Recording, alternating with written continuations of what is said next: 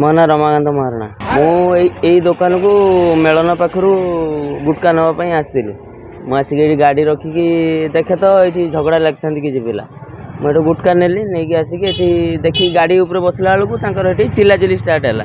ଚିଲାଚିଲି start ହେଲା, ମୁଁ କିନ୍ତୁ ଝଗଡ଼ା ମଗଡ଼ା ନାଗିଛନ୍ତି ବୋଧେ। ପେଲା ଠେଲା ଭିତରେ ତାଙ୍କର ନାଗି ଚାଲିଛନ୍ତି। ସେଇଠୁ ସେଇ ଯେଉଁ ଛୁଆଟା ଡେଥ୍ ହେଲେ ସିଏ ହେଉଛି ଚିଲା ଷ୍ଟାର୍ଟ କଲେ। ମୁଁ ସେଇଠୁ ପଶିଗଲି ଭିତରୁ। ମୁଁ ଜାଣି ନାହିଁ ଯେ ଛୁରୀ ଫୁରି ମାରୁଛନ୍ତି କ'ଣ କରୁଛନ୍ତି। ମୁଁ ତା ଭିତରକୁ ପଶିଗଲି, ତାକୁ ଧରିକି ସେ 3 ଜଣଙ୍କୁ ଅଟକେଇଲି। ଅଟକେଇଲା ପରେ ସେ ସେଇଠୁ ବେକ ଭାଙ୍ଗିଦେଲା। ମୁଁ ଅନେଇଲା ବେଳକୁ ମୋ ଦେହ ହାତ ସବୁ ବ୍ଲଡ଼। 3 ଜଣ ଥିଲେ ସେ। ଏବେ ଯେଉଁ ଆମର ତାଙ୍କ ନାଁ କୁଲୁଆ ବୋଲି ଜଣେ ଥିଲା, ଆଉ ହେଉଛି କାବୁଲା ବୋଲି ଜଣେ ଥିଲା, ଆଉ ବାବୁ ଥିଲା। 3 ଜଣ ଥିଲେ। ଆହୁରି ବହୁତ ଲୋକ ଏଇଠି ଥିଲେ, ବହୁତ ଲୋକ ଥିଲେ। କେହି ଉଠେଇବା ପାଇଁ ଯାଉନଥିଲେ। ମୁଁ ଯାଇକି ଧଇଲି। ଧଇଲା ପରେ ହେଇଛି କଥା। ହଁ, ତାପରେ ଗୋଟେ 4 ହ୍ୱିଲର ଆସୁଥିଲା। କେହି ଅଟୋ ଫଟୋ ଆଉ ପାଇଲେନି। ଚାରିଆଡ଼େ ଦୌଡୁନି, କେହି କୁଆଡ଼େ ଆସୁନାହାନ୍ତି। ଗୋଟେ 4 ହ୍ୱିଲର ଆସୁଥିଲା, ତା 4 ହ୍ୱିଲର ବସେଇକି ପଠେଇନି ମେଡ଼ିକାଲ। ସେତେବେଳୁ ବାଜି ସାରିଥିଲା। ମୁଁ ଅନେଇଲା ବେଳକୁ ତାକୁ ମାରି ଦେଇ ସାରିଲିଣି। ସେଇଟା ମୁଁ କହିପାରିବିନି, କିନ୍ତୁ ବ୍ଲଡ଼ ପୁରା ଦେହ ସାରା ବ୍ଲଡ଼। ମୁଁ ଏଇଟା କହିପାରିବିନି। କେତେ ସମୟ ଥିଲା ରାତିର? 11:30 ଭିତରେ, 11:45, 11 ଭିତରେ।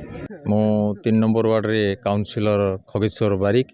ଯାହା ମୁଁ ଏବେ ଶୁଣୁଛି ଯେ ୟା ଦେହରେ 4-5 ଜଣ ସାମିଲ ଅଛନ୍ତି।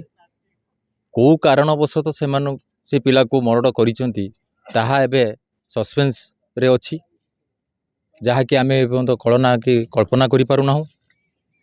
ଏବଂ ଏତି ନିରୀହ ପିଲାଟାକୁ ଏଭଳି ଭାବରେ 11ଟାରୁ 11:30 ରାତି ଭିତରେ ନୃଶଂସ ଭାବରେ ହତ୍ୟା କରିବା, ଏହା ଏକ ନିନ୍ଦିତ କଥା। ଏହାକୁ ମୁଁ ପୂର୍ଣ୍ଣ ମାତ୍ରାରେ ନିନ୍ଦା କରୁଛି।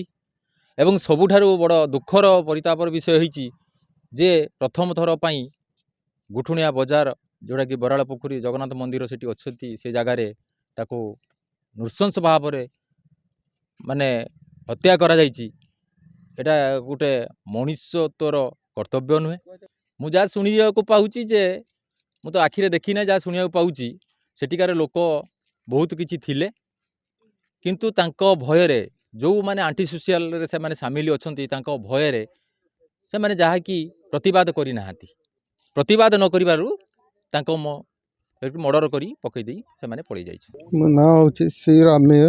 ମୋ ପୁଅ ନାଁ ହେଉଛି ଶ୍ରୀ କୁମାର ସ୍ୱାମୀ। କାଲି କ୍ରିକେଟ୍ ଖେଳ ଦେଖୁଥିଲି, ଦେଖି କିଛି କହିଲିନି। ହାଫ୍ ପ୍ୟାଣ୍ଟ ପିନ୍ଧିକି ଗଲେ, ପଡ଼ିଆଟେ ଗଲେ, କିଏ ଫୋନ୍ କରିଥିବ, କ'ଣ କରିବ, ଗଲେ। ତାପରେ ମୁଁ 11ଟା 11:30 ଭିତରେ ଜାଣିଲି ତୁ ପୁଅକୁ ମେଡ଼ିକାଲରେ ଅଛି। ତାପରେ ସେଇ ସ୍ପଟ୍ରେ ଦେଖିଲା ବେଳକୁ ବ୍ଲଡ଼ ପଡ଼ିଛି। ସେଇଟା ମୁଁ ମୋବାଇଲରେ ରେକର୍ଡ଼ିଂ କଲି। ଆଉ ତାପରେ ସେ ଯେଉଁ ପିଲା ମାରିଛନ୍ତି ତାଙ୍କମାନଙ୍କୁ ଯେମିତି ଏଇ ହେଲା, ତାଙ୍କମାନେ ବି ସେଇଭଳିଆ ଶାସ୍ତି ମିଳିବାର ଉଚିତ। ଏଇଭଳିଆ ମୋ ପୁଅ କଲା, ଆଉ କାହା ପୁଅକୁ ମାରିବେ? ମୁଁ କୋଳ ତ ଉଜଡ଼ିଗଲା ନା। ମୋର ଗୋଟିଏ ପୁଅ, ଗୋଟେ ପାଗଳା ପୁଅଟେ। ଏ ରୂପରେ ସବୁ ନିର୍ଭର ଥିଲି। ଆଉ କ'ଣ କରିବି? ଆଉ ତ କିଛି ମୁଁ ହେଇନି। ସବୁ ଛୁଆକୁ ବି ମୁଁ ଅନୁରୋଧ କରିକି, ଜୁହାର କରିକି ମୁଁ କହୁଛି, ବାପା ତରଫରୁ ତମେ ଏଇଭଳିଆ ବଦମାସ କାମ କିଛି କରନି। କିଏ ଡାକିଲେ ବି ଯିବନି। ସାଙ୍ଗସାଥି ଦିନରେ ସାଙ୍ଗ ହୁଅ, ରାତିରେ ଘରକୁ ପଳେଇ ଆସ। ଆଉ ଛୁଆ ଏଇଥର ଆଉ କିଛି କହିବ।